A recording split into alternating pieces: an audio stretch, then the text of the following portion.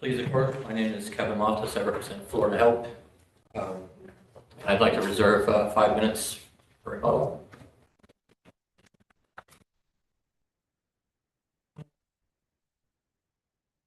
Yeah, what's going on with this case? Are you together, traveling together? Yes, sir. There were 2 orders that came out from the same hearing, and we asked the court to bifurcate them. And the one is versus the Florida Help versus the guardian ad litem for their fees that were granted. You spoke to the other side. Everyone's in agreement on the procedure. This is the first time for me, Your Honor. I don't know what the procedure is. So my understanding it would be me versus Mr. Passer first. Yes, Your Honor. It's okay. Let's proceed. Okay. I asked to reserve 5 minutes. Can't hear you. I asked to reserve 5 minutes. You got it. I got it. Thank you. You got an extra minute. I disturbed your flow. And also just thank the court on behalf of Mr. Gibson for allowing him to be excused considering the situation. So thank you. All of my arguments for Florida Help are set out in, actually, am I just doing Mr. Passer's, or we're going to do a second one for Mr. Piners? Do it together. It doesn't matter to me. I would recommend that if you can do everything in 20 minutes. If you can't, just proceed as if they're separate. Okay, I would prefer to do them separately, Aaron, because one is very simple versus one which is more complicated. With regard to the guardian ad litem's motion for fees, it was an oral motion. It did not follow 5715 in the slightest. There was no notice given. It wasn't notice for hearing. There was no motion filed. And the court did not act on their own initiative pursuant to Section 1. It was Mr. Passer. Whatever you want to do, it's your case. Okay. Mr. Passer basically teed it up for the trial court and asked her to act on her own initiative, which is obviously not acting on her own initiative. And he also suggested to her that she do it on her own inherent power. And if she was to do that, then she would need to follow Moakley, which was also cited in Santini in my other brief. And within those things, she didn't do anything regarding those 5 steps. And in particular, the last step, that when there's a statute involved, like 5715 clearly was involved in this, then inherent power shouldn't be used, and it should just be to follow the statute, which in this case obviously was not followed at all by Mr. Passer. And that's essentially all I have regarding Mr. Passer's motion. So I would yield to him now does that? I apologize for not being able to hear you so well. I apologize, Your Honor. So I would now yield to Mr. Passer now. Is that what you want to do? Unless you have some questions for He's me. okay with how we're going. What do you want to do? I'll proceed, Your Honor, if I can. All right. My argument is brief.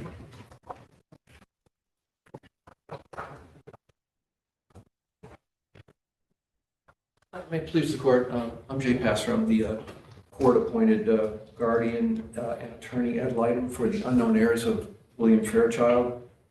This was done in the context of a residential foreclosure action that was filed back in 21. There was extensive litigation following the certificate of sale that was issued in that case involving surplus proceeds of approximately $159,000.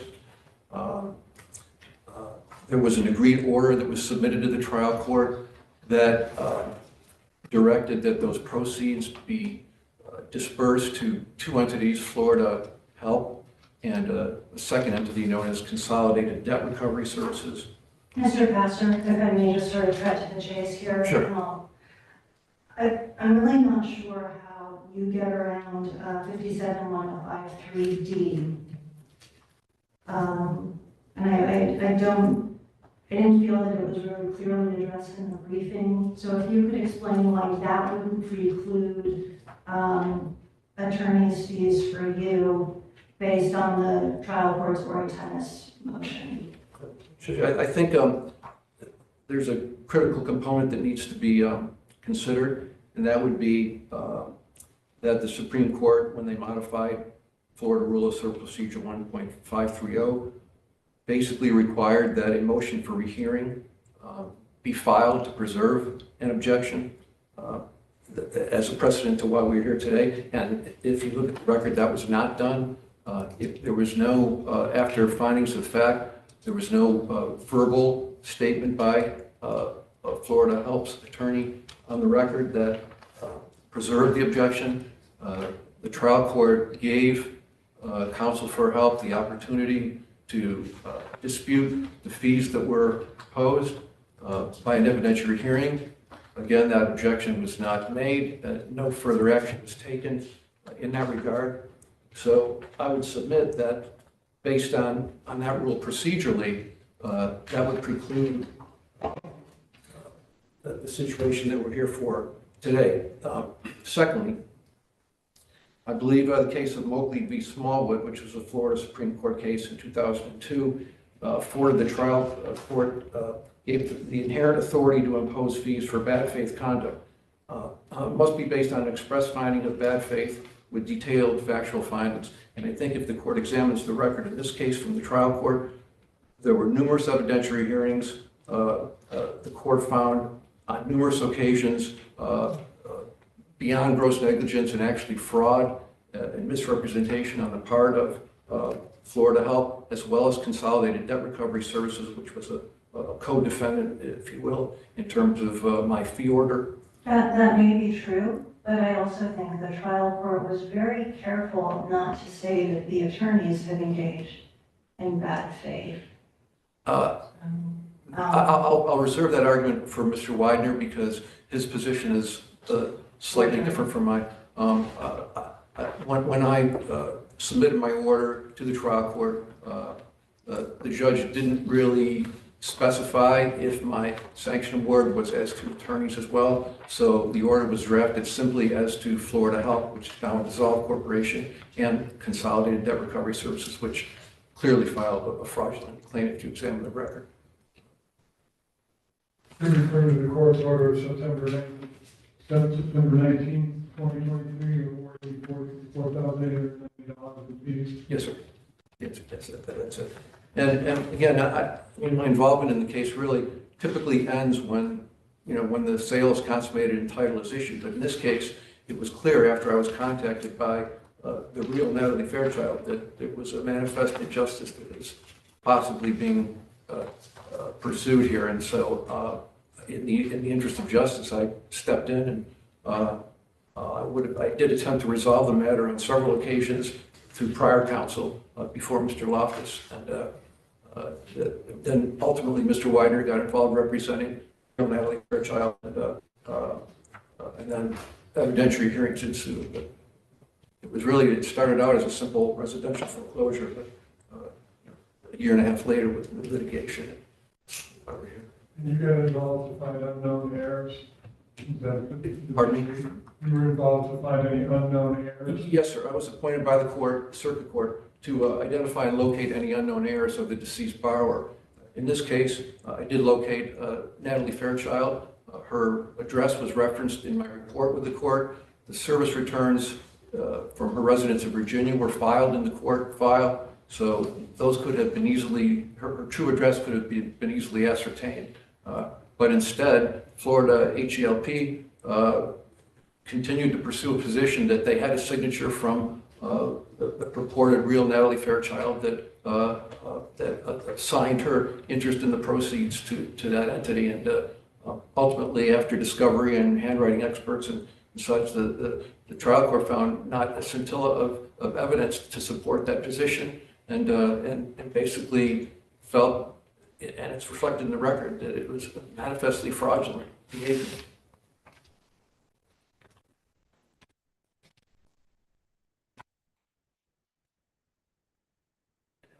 With respect to counsel's request for fees as to me, I mean, I didn't have any reasonable basis to believe that the award was in clear error, especially after the trial court found after several evidentiary hearings that there was fraud and misrepresentation on the part of Florida Help. The attempt to get me to withdraw my appellee brief would have been clearly prejudicial, and I think that certainly wouldn't have been in the interest of justice. And I think that frivolousness is a high standard, and I don't think that any error that I may have made would rise to that standard. And in fact, my fees were requested in my initial emergency motion to vacate the court's original disbursement order. The trial court judge reflected that I was entitled to fees at a hearing before the November 11th hearing, and then again at the September 11th hearing. So in terms of not knowing about the possibility of pursuing fees, I think that the record is replete with evidence that that was not the case.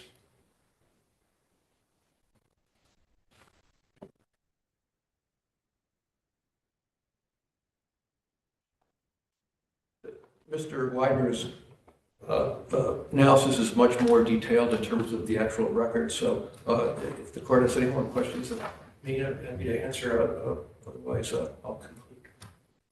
Thank you.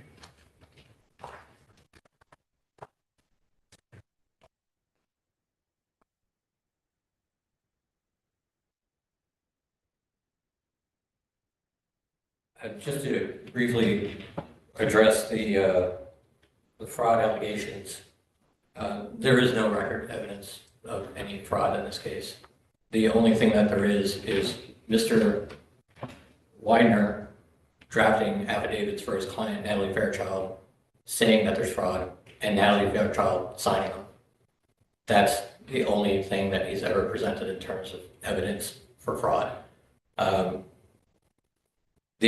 You will hear... Isn't it more of a matter of what your client didn't present as the evidence of fraud? No. Is there any findings that could be drawn from that? I don't believe so. I mean, my client did provide evidence. I mean, you see in his brief repeatedly that not a scintilla of evidence, as he just said, not one thing of evidence, but they did a request for production and they did produce evidence. They did provide documents to him. The 7 pages? Correct, of notes of the things that they had done regarding the case. And that was all they had. And Mr. Martin testified at the February 6th hearing. And the court sure didn't believe him. Correct. So, I very well understand. You file a request for production, they provide documents, and you say, well, that can't be enough, and I want more. But there's no more to be had. And Mr. Widener examined Mr. Martin at the February 6th hearing. He put him under oath and asked him questions about it. And Mr. Martin explained that the company had changed computer systems. They didn't have anything from during that time frame. Everything that they had already been provided.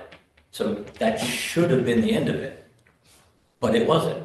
And we dealt with more motions to compel the same information, more motions to request the same information, which would get the same response at each time, which again leads into my client's position, my position, that this was over litigated and for no reason. There isn't, and it also, the way the argument gets framed is that because Natalie Fairchild said there's fraud, that immediately puts it in Florida Help's court now that they have to refute it, that they have to prove a negative. There's no evidence of no fraud because there was no fraud. There's nothing that my client can create or provide that's going to prove that fraud didn't occur. This case was simply an argument over whether she signed it or not. They believe she did. She said she didn't. $19,000 was at stake. My client wanted to get paid their fee. She didn't want to pay the fee. Was she lying about it? My client didn't know.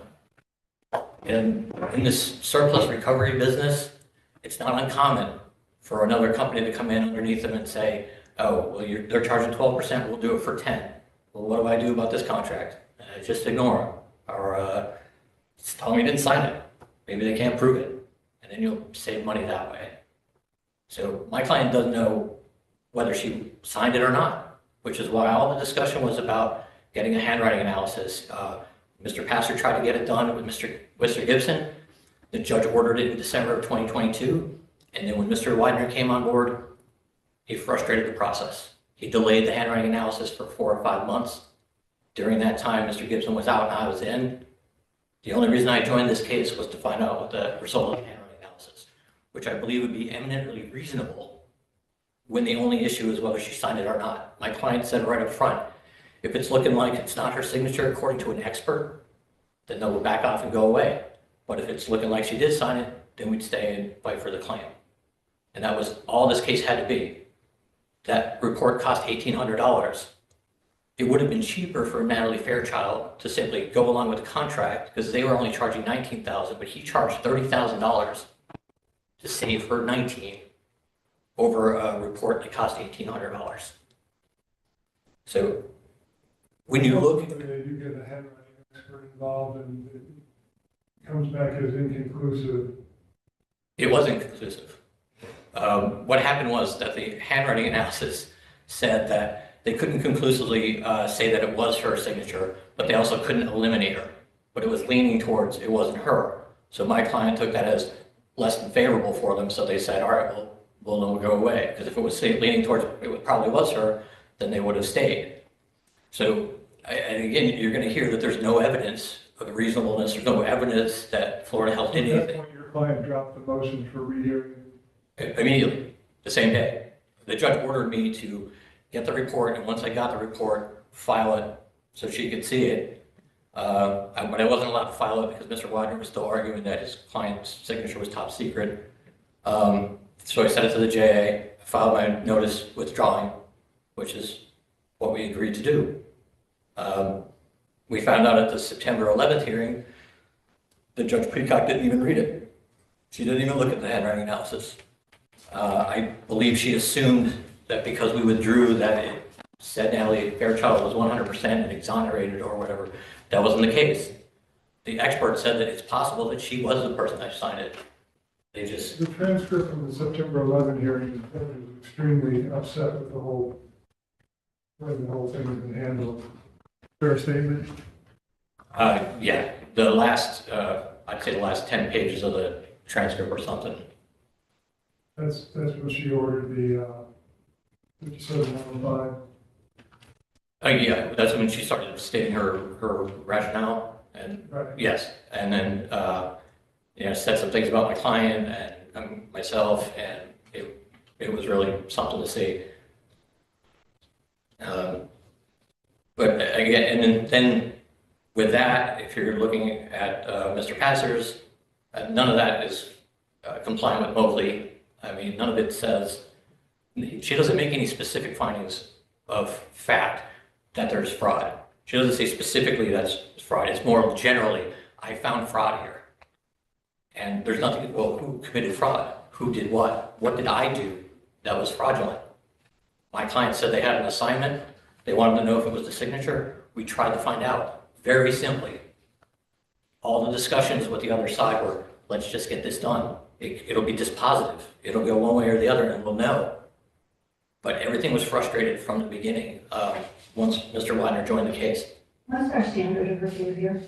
It's abuse of discretion for 5715, but for legal matters, de novo. So what are you asking for? You want us to reverse the 57105 assessment? What do you want? I would like for the 5715 to be reversed, and I would like to make it so that this is not remanded. I don't believe that this case should be remanded, that they should get a second bite at the apple. First, for all the reasons I've stated, there's no fraud, nothing happened along those lines, there's no basis for it in the record. But in terms of what happened at the 9/11 hearing, Mr. Wagner had his chance to put on evidence of his bills and just failed to do it. He wouldn't enter them into evidence. He wouldn't let me see them. When I tried to put them into evidence, he objected. The judge has never seen his bills. The only person who claims to have seen his bills is the expert he presented, who said everything was reasonable. But we know that's not the case because you can tell right from the start that he was doing unreasonable things. For example, there's a list of them in my brief, but for example, he filed a motion to vacate an order that had already been vacated. That's not reasonable. We shouldn't have to pay a bill for something like that. I believe that his ledger would be replete with things like that if we could go back through it. itemize them and go through it. But quite honestly, I really don't want to have to do that. I would appreciate it if the court looked at it as though that they had their chance. I did cite 2 cases about that. One was about not having evidence for unconscionability, but it cited to a case that did have specifically to do with attorney's fees.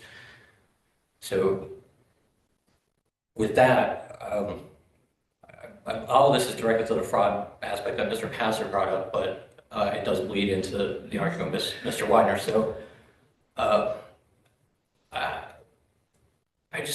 wanted to get in front of you because at the trial court level, and you can see by the transcripts, the rules of civil procedure were not being followed. Evidence, what Mr. Widener considers evidence that he was trying to get in, the things that got in front of the court never should have been.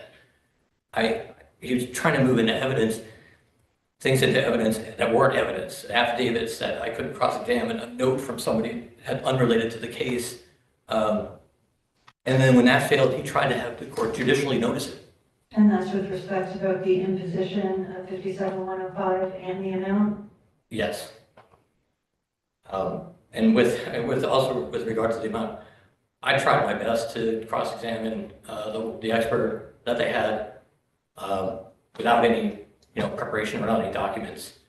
But his response was everything was reasonable. But clearly it wasn't. This case isn't worth $30,000 worth of attorney's fees by any means.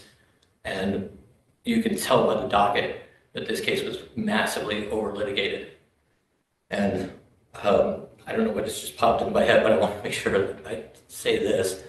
The fact that Mr. Widener did everything he could to prevent this handwriting analysis from happening was a massive red flag to my client that something was up with the signature. That's why they wanted to hang in and get the result from the expert. Because if someone's signature is at issue and they're refusing to participate in the analysis and they're not even a legal objection. I believe the objection was she shouldn't have to. That was the legal objection I was dealing with. And it took multiple times to get this done. And I would also point out that the notice for 57-105 came and the handwriting analysis was delayed until after that. So there was no way to get the handwriting analysis back before the 21 days. So in a way, it kind of felt like a setup that, I'm going to drag my feet just enough so get past the 21 days. And Well, Mr. Loftus, I appreciate that, but I don't know if we have officially moved to the other appeal. I don't know I'm not either. sure what's open for question and what isn't. Up to you, Judge Valenti. Are you done with your, without repeating yourself? Want to move on? I gave you a liberal time. I appreciate that, Your Honor. I would just, could I have 5 minutes to rebut Mr. Widener? And I definitely that would be, unless, Mr. Passer or I feel like I just rebutted Mr. Passer. This case is confusing the way it's set up. I agree. So let's move on to save your rebuttal. Who's next? You want to go? Yes, sir.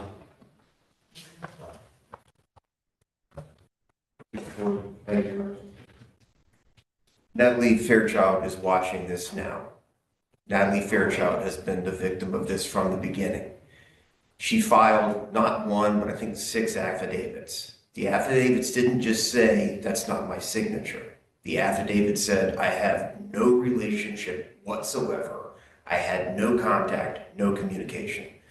So the discussion about the signature analysis, which we knew was going to come back inconclusive, or it's not her signature, is only one tiny part of it. The biggest part of it is we have all of this evidence, affidavits and live testimony over and over and over again, where this victim comes in front of the court, and I say victim because this is her money. Well, it's the estate of William Fairchild's money, her father. She comes before the court, she says, Judge, not only is it not my signature, 100% full stop, I have 0 contact, 0 communication, nothing. And so when we have this discussion about handwriting analysis, yes, there was a legitimate objection raised, Part of the objection was they've done nothing to overcome the evidence that we've submitted saying it's not her. The other part of it, he touched on it a little bit, it requires her to pay money. So this victim is supposed to then write a check to then overcome this or whatever. Ultimately, it's done. Judge, you had asked a question that were the attorneys involved? Was there any finding that the attorneys were involved? Well, I read from exactly what Judge Peacock said. I will quote, that's page 967 of the record. I will find that Mr. Loftus and Mr. Gibson both shared in this fraud, and they continue to perpetrate the fraud despite overwhelming evidence or lack of any evidence. Judges, on the one side, you have all of these affidavits. You have, I don't know, multiple hearings, 6, 8, whatever the hearings were, in which she's taken an oath. I mean, we weren't prepared for an oath, but the judge says, you want to testify? Go for it. She raises her right hand, and she says, it's not my signature, full stop. But not only that, I have zero communication, zero contact, no nothing. And so I thought about, as I'm preparing for this, what appeal do we ever have when we come into a courtroom with absolutely no evidence on the other side? How do they unlock the door to an appeal in which they've no evidence whatsoever? I made that sloppy objection where I said, Judge, I want some adverse finding because they didn't submit anything. I mean, they ignored 6 or something different orders and motions to compel saying produce something. So you say they, but by that point, Mr. Gibson was out of it, right? Yes. So as a matter of law, because I believe he was permitted to withdraw before the sanctions motion was even filed, how could he be liable under 57-105 when he did not have a full opportunity to even comply with it? Yeah, so we quote the horticulture case, and then the horticulture case is a clear one, and then the second one escapes me at the second. But the fact that there's a continuing obligation, he could have withdrawn it after he got the notice, and he didn't do it. The second point, and again, I just go back. What you mean? Kirby. So Kirby, and then again, the horticulture case in which that law firm was out by the time the sanctions were entered. But, candidly, the Gibson situation, I get that. What this is really about is we have new counsel that comes in the middle of 57-105 that absolutely got it, absolutely was on notice. And then her continue to perpetuate. One thing I want to respond, and that is the argument, hey, is this over litigated? It's 30 grand in attorney's fees. Judges, it was more than a year since the money was in the court, and then she didn't get it, and then they held on bitterly for this $19,000 of additional, and then he says in multiple orders from the judge, where the judge says return the money. One of the problems with this is these checks, $160,000 that the clerk of court just sends out in the mail, not to an attorney that might have a trust fund or something like that, but to a corporation. So they failed to deposit the entire amount back in the corporate registry. 100%. First, they deposited one bit of it, 130 or whatever it was, when they retained what they said was their commission. You had this argument that somehow she should have just paid them. That would have been cheaper than litigating this thing. Is justice cheap? Is truth and honesty and integrity and this argument of fraud? Should we just ignore that and say just cut them 19 grand when we got affidavits from the client saying have absolutely no relationship with it whatsoever? I mean, that's honestly the outrage we have here. But what happens is they cut a check back to the clerk, and Natalie Fairchild still doesn't get the full amount that she's entitled to until nearly a year later. And that's after multiple orders of the judge. He talks about the outrage that the judge feels. She says, I'm mortified, I'm disturbed to make me feel better, to make me feel like I participate in Florida Help's fraudulent conduct by signing a court order which was presented to the court. This is a judge saying that she feels defrauded having participated in this conduct. This is what the judge says on 962 of the record. But over and over again, she says that she feels defrauded by this. And that really is the problem. So in this order here, the order on appeal, where I count 5 separate times at the bottom of each paragraph, the lack of evidence, the lack of sworn testimony, the lack of any evidence. Can the agreed order itself be considered evidence of a fraud when when the question arises of who agreed to it, when one of the parties didn't even seem to exist, and the other one disavowed any involvement in it, and was that competent substantial evidence supporting the trial court's determination? 100%. There's an affidavit. It comes in at a hearing and no objection to it.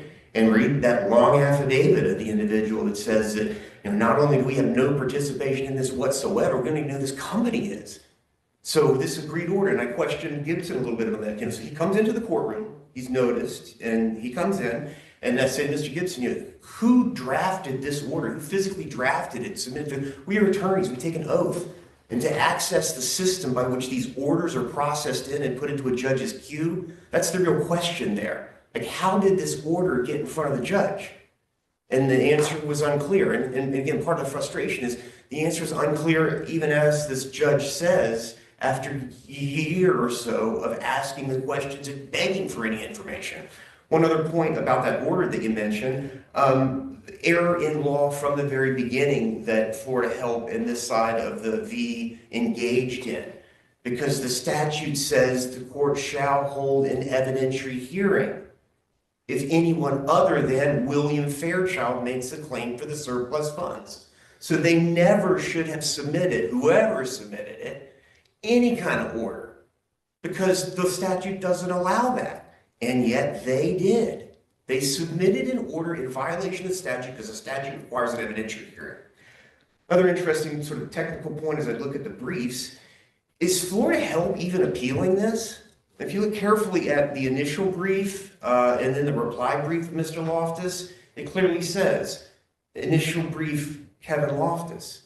It doesn't say that Florida Help is appealing this at all. In the reply, where he talks about the $15,000 that's been assessed against Loftus, you'll note that it does not say anything at all about Florida Help.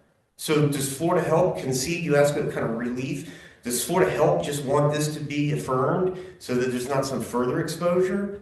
I don't know, but... Well, I think that's really sort of beside the point, because you can't be suggesting that just because your client filed an affidavit, that suddenly Mr. Gibson should have said, oh, well, she says this is fraud. So, okay, Florida Help, we're just going to go with that. I mean, that would have been a disservice to his client, right? I mean, if they had not fully and fairly investigated this claim, if they had just taken her word for it. Okay, so that being the case, what should have happened? How should this have played out once the emergency motion was filed and the affidavit was filed? How should it have played out? Should have done exactly what I did to my own client. When a very serious allegation like that is made, I get down real serious with the client. And I said, you put this in writing, and you better be darn clear, because we're going to get in front of a judge, and there's perjury, and there's serious consequences. And so that's what I did to my own client before. We followed up with affidavits after Mr. Passer did, who is an officer of the court. And then Mr. Martin got on this, testified that, hey, we don't have supporting documents because we changed computer systems, and we don't have anything, that's why. Nothing, but no emails, no evidence, no nothing. And then I asked Mr. Martin, so again, specific answer to your question. What was the burden on the other side once that 105 was filed? Note that we just start with 57-105. The fraud stuff just kind of comes along after months and years of pounding on the table about this, right? That's what I've become more insistent about. It hasn't really been years, right? It was like 8 months. Yeah, okay. All told. So, but you asked what should have happened. Well, he should have come to court. He should have complied, he being the corporate officer for Help, should have complied with the orders of the court that required him to come in and testify under oath. He should have participated in subpoena, should have filed an affidavit. He should have filed some evidence. Some officer of Florida, maybe not him, but some officer or agent had a duty to file something in response to these very serious accusations that have been lobbed in the 8 months. Another interesting thing about Mr. Loftus' appeal, where he says, hey, I'm relying on the good faith of my client. You're not relying on anything because there is nothing. There's no evidence. There's no affidavit. Again, from the very first claim, it's not even clear this is actual wet ink signature. It's a digital something that's just thrown in there. And that gets back to the statute requiring an evidentiary hearing, and in fact, the statute has a form that's in an affidavit form. That's not filled out. It's just a scribbly piece of paper. And in the 57-105, one of the other issues that Loftus raises is he says, hey, it's unclear what the claim is that should be withdrawn. Well, there's only one claim, and that is that Florida Help is saying to the clerk of the court, send a check for $159,000 off to some box in Jacksonville. Let's try to wrap this up. Yes, sir. So, Your Honor, that's my answer to the question. I would just point to the very specific findings that the judge made, and to the extent that in multiple places the other side challenges, you will note that there was no motion for rehearing, nothing. And many of the arguments that are raised here are raised, the first time I'm reading in the brief. Absolutely nothing on rehearing. And then reading the transcript, that's where I focus my energy and attention. No objections, well, objection here and there, but no objections that line up to the brief and the arguments that are raised in brief. So thank you, Your Honors.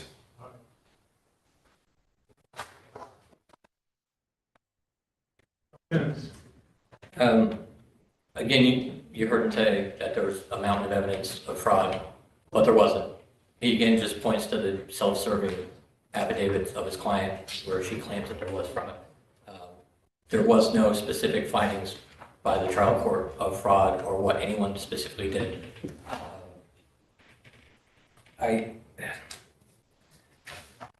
It's hard to, there's so much in this case and so much misrepresentation of what happened at each stage. It's hard to get into it all. But just for one thing, the money was returned to her in full.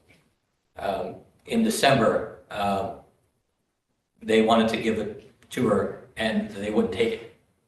And then Florida Help asked to hold back the fee, which was the disputed part. She had the 137, but this is what we're fighting about, so let's hang on to it, before so it doesn't get lost, kind of thing. But didn't the court order it all into the registry? The court did order that all went into the registry, but the parties agreed to keep the 19 out, including Mr. Widener. And that is in the February 6th transcript. You can see that Mr. Widener agreed to it.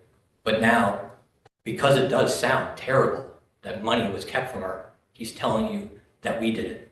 We did it alone, and that's not true. Mr. Widener agreed to keep the 19 out. Now, once it got to the clerk, we were asking Mr.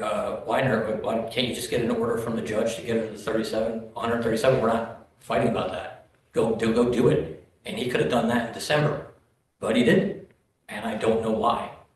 And I think possibly so that he can rave about it. Oh, the money was kept from poor Natalie Fairchild. Look at the evil thing that's happening. But it was up to him to file a motion to get it, and he didn't do it. And there was nothing we could do about it because we didn't have a claim to it, and it wasn't Florida Help's.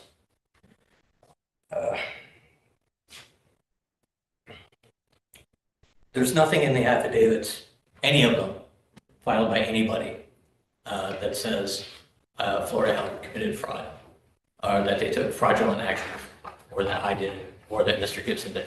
Not one single witness says that. There's no competent evidence of any fraud.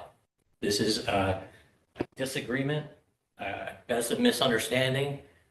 Nobody knows. No one knows who signed this thing. Florida Help doesn't know. Mr. Widener doesn't know. Mr. Pastor doesn't know. I wasn't there. I didn't see it. I'm not a handwriting analysis expert. I don't know. But as you suggested earlier, why would they believe Natalie Fairchild? Why would they believe someone they believe they have a contract just trying to get out of it? And the very simple position they kept from day one was, let's just get a handwriting analysis, which they agreed to and then backed out of, and then made a nightmare to try and get it done. But aren't you asking us to sort of revisit the whole thing with the trial court, saw front and center? You're asking us to substitute our judgment for the trial courts? I would appreciate it if you could substitute your judgment for the trial court. And obviously we can't do that if we're on an abuse of discretion standard, but can you sort of crystallize the error of law that the trial court made. Okay, and That then you assert the trial court made. it would be directly with the standard in terms of finding facts and finding specific facts and delineating what those specific facts are. And none of that was done. It was all general, and as Mr. Widener pointed out, rage and disappointment or whatever it was. It wasn't logical or legal. It was, she felt there was fraud, which I don't believe is a legal standard. There wasn't anything, I find that this person committed fraud by committing this action. That didn't happen. None of it.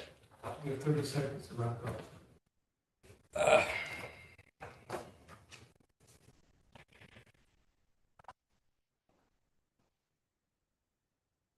I would just, again, state that there was no fraud. There's no evidence of fraud. Mr. Widener saying, look at the affidavits, doesn't prove anything. And if it's possible to bring him back up here, ask him for some evidence, because there isn't any. Thank you, Your Honor.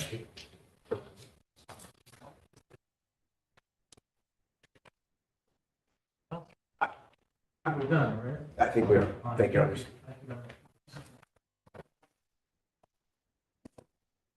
Thank you very much. Brown.